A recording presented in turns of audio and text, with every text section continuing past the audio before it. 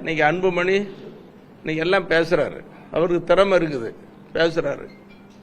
எப்படி மத்திய அமைச்சரானாரு, யாரால் அமைச்சரானாரு அவரு சொல்லணும், குடும்பத்தில் இருக்கிற எல்லாரும் சொல்லணும். எங்கள் மருத்துவர் ஐயா இயக்கம் தொடங்கின நேரத்தில் நானோ என்னுடைய குடும்பத்தை சார்ந்தவர்களோ என்னுடைய வாரிசோ எந்த அரசு பதவிக்கும் போக மாட்டேன்னு சத்தியம் பண்ணியிருந்தார். மத்திய அமைச்சர்கள், நாடாளுமன்ற சட்டமன்ற உறுப்பினர் உட்பட உள்ளாட்சி நிறைய வந்தாங்க. அவர் மருத்துவரையா பதவிக்கு போகலை. அப்புறம் மருத்துவரையாவோட நான் தான் சொல்றேன், எல்லா குடும்பமே பேசுறாங்க.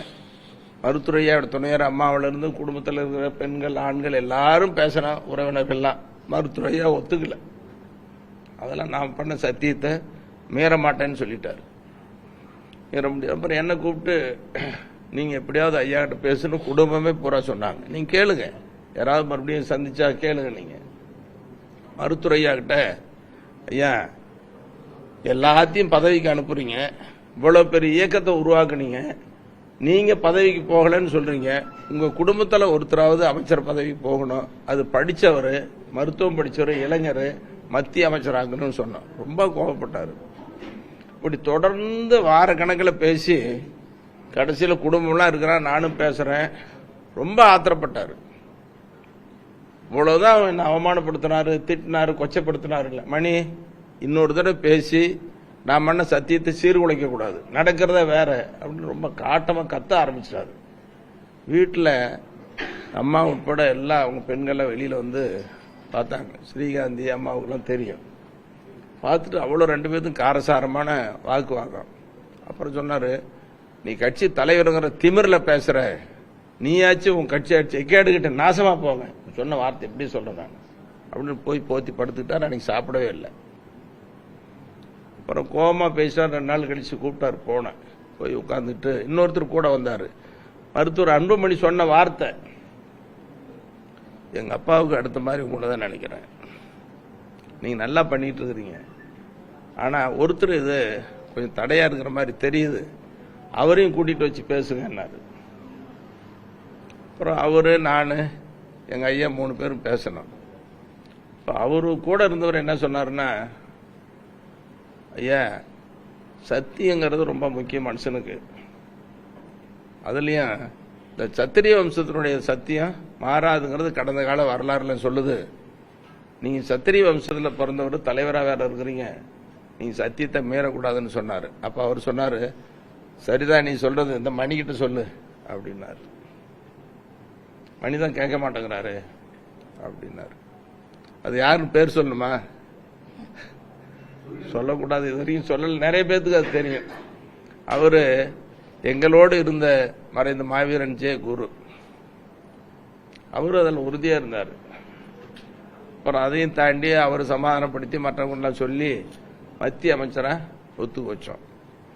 மத்திய அமைச்சராகிறதுக்கு முன்னால, அந்த நாடாளுமன்ற தேர்தலுக்கு முன்னால 6 மாசத்துக்கு முன்னாடியே எங்க மருத்துவரையா சொல்லிட்டார், எப்பவுமே ஆரம்ப காலத்துல கூட்டணி பேசுறது நான் தான் பேசுவேன், அது கலைஞர்கிட்டயா இருந்தாலும் சரி, புரட்சி தலைவிகிட்ட இருந்தாலும் சரி, நான் தான் பேசி ஒப்பந்தம்லாம் பேசி முடிச்சு கையெழுத்து போட்டுருவோம், அதுக்கு பிறகு மருத்துவரையா வருவாரு, எல்லாம் பண்ணிக்குவாங்க. அந்த தேர்தலில் என்ன பேச சொன்னாரு, ஒரு பேசிய 7 நாடாளுமன்ற உறுப்பினர்கள் இது நடந்தது சொல்லணும், சொல்லாம இருந்தா ஊர் உலகத்துக்கு தெரியாது, இது வரைக்கும் நான் வாய் திறந்து சொல்லலை, சொல்லக்கூடாது, சொல்றது நாகரிகமா இருக்காருன்னு அமைதி காத்தேன்.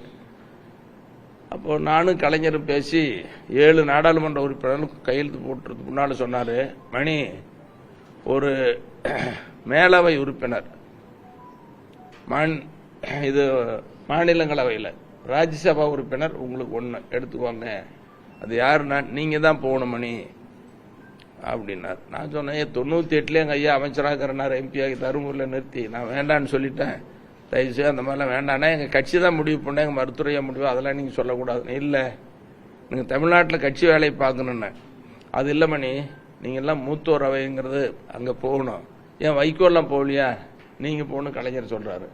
அது வேண்டாண்ணா, நீங்க கொடுங்க, கையெழுத்து போடுங்க, நாங்க பாத்துக்கிறோம்னு சொல்லி, நீங்க தான் போகணும் மணின்னு சொல்லி வற்புறுத்தி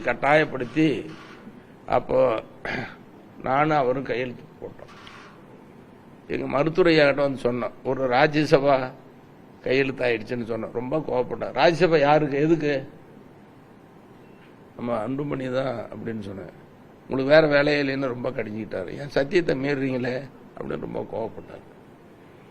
இன்னைக்கு இருக்கிற முதலமைச்சர் மு.க. ஸ்டாலின் அவர்கள் வெளிநாட்டுக்கு போயிட்டார். அந்த பேச்சுவார்த்தையில் 10 நாள் கழிச்சு வந்தார். ரொம்ப இப்போ கைபேசியில் பேசி என் மேலே ரொம்ப கோவப்பட்டார்.